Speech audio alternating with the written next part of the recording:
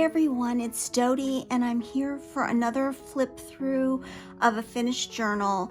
This journal is a really special journal for me. It's been a long time in the making, and I have always, as a preamble to this journal, I have always been a lover of fairies my entire life since I was a very small girl, and I have always pretended with my daughter. I've made her fairy houses, and I used to make fairy dresses for her fairy. She even had a fairy mailbox of sorts that she would receive fairy mail. But anyway, this is my love letter to fairies. So here we go. To begin with, the journal has the entomology volume 6 of fairies, so obviously I could make 6 more of these. When you first open it up, I do have this wonderful, this comes from the Graphics Fairy. It's a perfect preface to the book, the fairy book. Now, all of my fairies, I have been making fairies for years and putting them on tags and selling them as collages, either as small collages or tags. This fairy here is placed upon, she's on some handmade paper, and she's on a pocket. If you open the pocket, there is her fairy card. Every single fairy has a field notes card, because my fairy world, I have this imaginary scientist, entomologist called the Naturalist. And when we get to the back side of the fairy book, I will explain the Naturalist to you. But he has compiled notes on all of the fairies that he has invited to his laboratory to study. None of the fairies are kept forever. They all get to go home. I just want to make sure everybody knows that. This is a little tuck spot here and an envelope decorated with a real leaf, some lace, and some various ephemera that is, I think, very friendly. Pictures of flowers and mushrooms. This is a frame that opens like this, and you will see this fairy that we were looking at is the Forget-Me-Not fairy. She has her own story. I'll read one of the stories to you. I'm not going to read all of them because it would take forever. This fairy does come out. She slides out, and she has a little tag attached to the back, but she is the Forget-Me-Not fairy. There we go. This is just a pocket with a journaling card that can be used to jot notes down about the fairy. Here is some more ephemera that's just fairy adjacent. Another journaling card. I loved including these tape measures. These tape measures all come from Nicola at Paper Cameo.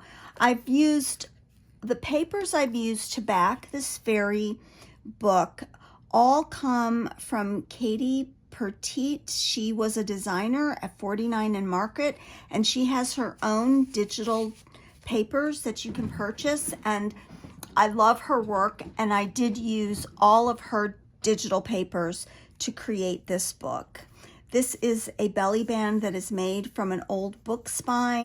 There's a journaling card that has a tuck spot. I've been working on this and trying to finish it up for months. I'm still finding places that I need to stuff, and that's one of them. Here's some handmade paper with a little leaf glued onto it. This is some of the beautiful paper that I was talking about. And here is the oak leaf fairy. She flits at the tops of trees. There's something tucked back here in this little envelope. There's another little writing spot that goes into this little coin envelope. And here is her field note right here. All of the fairies have a field note. They all have a scientific explanation for what kind of fairy they are.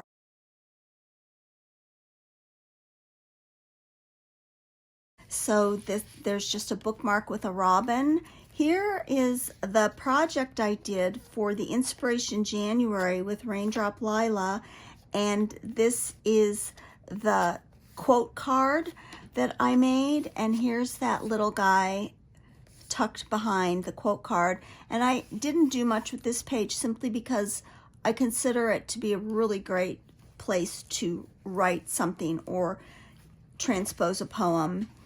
This is another fairy right here. She comes in a really multi-purpose envelope that has all kinds of little tuck spots, and it has tags, and it has writing cards in it. Here's something that can be written on. And of course, there's her field note. She is a pecan fairy, and she actually does come off. Her card comes off. She's also on watercolor paper, but she goes back together like this. There's all kinds of stuff tucked away with the pecan fairy. And here is her field notes card right there. It goes in there like that, and then she just gets tucked against that. And I used for this tuck spot is an old book spine that I just really thought looked great in my fairy book. All right, so this is where I'm going to explain to you my little fairy fantasy world that I've been sort of living in for a long time. I took this book plate from, it's a title page from a graphics fairy image, and what I did was I put it into Photoshop and I overwrote on it. I'm going to have my larger one for help here because these letters are so small, but I retained the Naturalist Library. I renamed him Sir Aloysius Endeavor. He is an FRSE, FLS, etc., and that makes him a fairyologist exemplar. The Entomology, Volume 6 of Fairies. Comprehending, this says right here, comprehending the habits, history, and management of the genus Fairyarium flitoris of Britain and other countries, together with descriptions of the known wild species Pixelorum, Elfinius, and Spriteus, which would be pixies, elves, and sprites. And that is how I've made this years and years ago, and I used to enclose it with my fairies when I sold my fairies. This is just a very plain page. I just have left it plain because it has so many great writing spots. Then we turn to this page, and here we have the common oak tree fairy, and I will read you her card. She is not to be confused with the oak leaf fairy. The oak tree fairy is the most sensible fairy in the forest. While they abound in numbers, they are incredibly difficult to capture. Their perfect coloring and plaid dress blend into the oak tree bark so magically, most humans are unaware of their ever-present flitting. This fairy was found when she bumped into the naturalist who had a camouflage suit made of oak bark. She laughed good-naturedly and agreed to come visit, although she insisted on sleeping with the costume. So all of my fairies have field notes with them. This fairy she is attached to this vintage envelope right here, and she just has there's something here in this envelope right here. Oh yeah, this is a tag from a really old digital kit that I bought years ago, and I can't remember the name of the artist that made these, but I love that dragonfly on that tag right there. Another wonderful page for writing with more collaged with real dried flowers and leaves.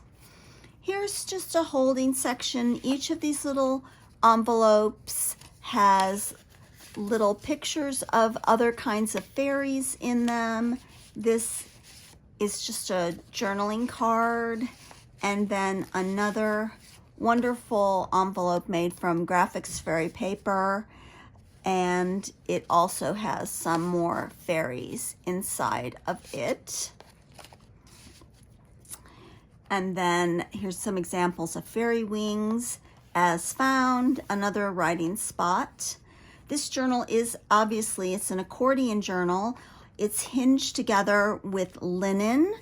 And here's a flip of some really beautiful old tulle, a pansy, some nice writing spot, and we come across the Jane Eyre fairy. I couldn't name her anything but Jane Eyre because whenever I made a Jane Eyre fairy, I use this fairy. So I just kept calling her the Jane Eyre fairy because she, and I'll read you her card, the Jane Eyre fairy was so named after she was found in a library sitting on a volume of this novel. So that is why this fairy is named Jane Eyre. Now I will have you know, in my fairy world, my fairies are everywhere. I plan to make a boarding school fairy book as well because there's lots of fairies that live in Parisian boarding schools. I bet you didn't know that. And then this fairy is my delphinium fairy. This is a really fun pocket. Here's the fairy with her fairy notes as being a delphinium fairy. This is a faux telegram that comes from the digital papers I used, a tag, and another tag with a ginkgo leaf on it, and they're all in this, I don't know if you can see it, an accordion bag that opens way up like that, and everything just fits down into the bags like this. And then when you open it up, this comes open like this. There's a little slide with a butterfly because butterflies, of course, are friends of fairies. There's a bag with, it's shut. I can open it up though. And it has another, the delphinium that this fairy represents. She's a delphinium fairy. There we go. Put that back down in there. And then she just goes, that goes in there, hides away in there. And just twists back up. And this goes in here. And this goes in here. And then her field notes. There we go. This whole construction I learned from Danielle of Evelyn and Sage. I'm part of her Patreon group, and she had a tutorial on how to do that. So this is a lovely page. I've managed to put just a clip and eye there with some old lace, and once again we've got another envelope, and it is also filled with a field label that you can pull out and write on in that envelope. It just goes right there. All right, so we have now come to the final fairy. This is the Snow White fairy. She is so named because her hair is black as ebony, her skin is white as snow, and her lips are red as blood, and she just fits into that frame right there. Her little card, field notes, is back here, and it's the final one. I'll read this one to you so you can understand also why she is the Snow White fairy. She is so called because her skin is white as snow, and her hair is black as ebony, and her lips are red as blood. This fairy is found in apple orchards, and her dress is always the color of spring apple leaves. She's often found sitting among the apple blossoms, and when the fruit begins to mature, she primarily spends her days trying to coax worms into new living quarters. The naturalist is an apple lover, and as he has been searching apple orchards across the globe for one. It was a trip to Michigan one crisp October which led him to this delightful specimen. So that is it. That is the end of my fairy book, everyone. This has just been a pleasure to make, and I'm sort of obsessed. I've got other things I need to make, and design team projects that I need to start and finish, but I just want to get back to making fairy books. Thank you so much, everybody, for watching. I hope I haven't overwhelmed you with too many flip throughs this weekend, but of course you can always choose to just take a miss. But thank you so much, everybody, for your friendship, as always. Bye.